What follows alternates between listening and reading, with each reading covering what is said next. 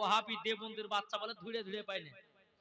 জি, ধুড়ে ধুড়ে পাচ্ছে না, বলছে নবী পড়তে জানে না।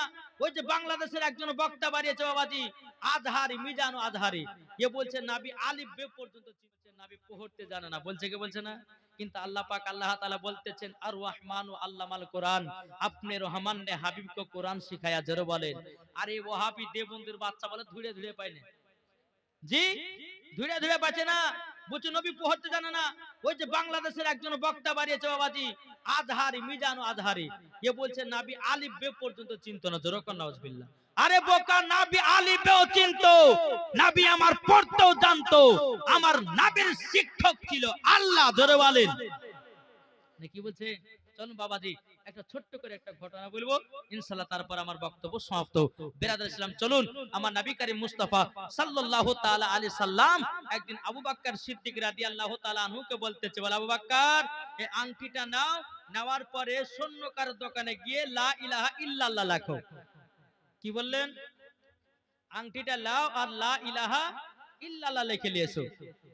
তো আবু বকর সিদ্দিক রাদিয়াল্লাহু তাআলা আনহু তিনি বাবা কি করলেন, আংটিটা নিয়েছে, নেওয়ার পরে বাবা তিনি চিন্তা করতেছে, বলে আল্লাহ গো, ওগো রব্বুল আলামিন, আমি তাওরাতের মধ্যে লিখেছি যেখানে লেখা আছে লা ইলাহা ইল্লাল্লাহ, বাম দিকে লেখা আছে মুহাম্মাদুর রাসূলুল্লাহ।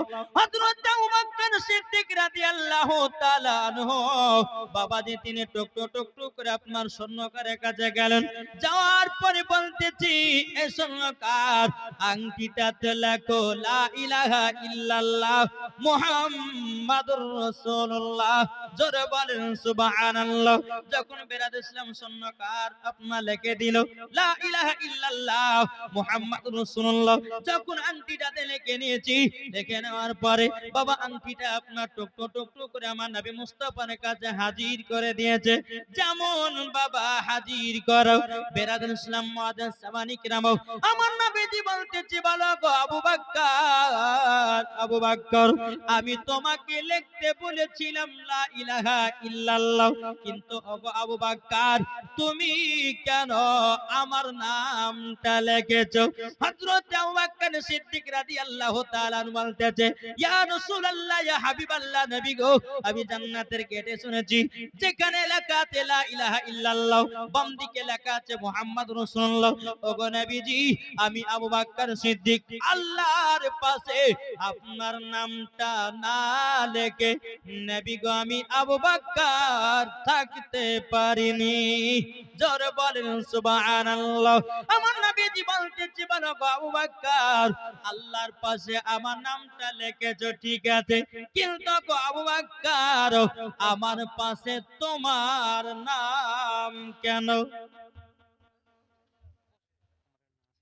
বাবাজি সোনা মানিকেরা, যখনই এই কথা বলার পরে বেরাদুল ইসলাম মুআদ্দাস সামানি কিরাম, আমার নবী বলছে, বলে আবু বকর আমি তোমাকে লিখতে বলেছিলাম লা ইলাহা ইল্লাল্লাহ, তুমি লিখেছো মুহাম্মাদুর রাসূলুল্লাহ, কিন্তু আমার পাশে যে তোমার নাম লেখা। জোরে বলেন। হযরত আবু বকর সিদ্দিক রাদিয়াল্লাহু তাআলা আনহু তিনি বলতেছেন, বলো গো নবীজি, ও গো নবীজি আপনার পাশে আমার নাম লেখো, কিন্তু নবী গো আমি তো বলতে পারবো না।